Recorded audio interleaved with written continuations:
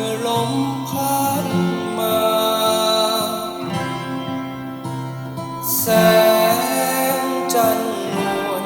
ชวนใจข้าคิดถึงถิ่นที่จากมา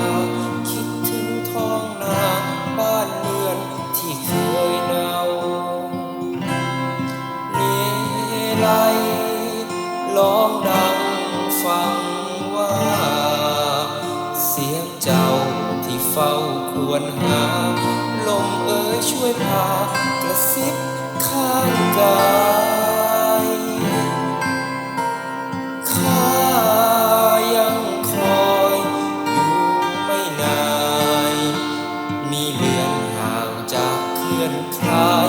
คิดถึงมิวายที่เราจากกัน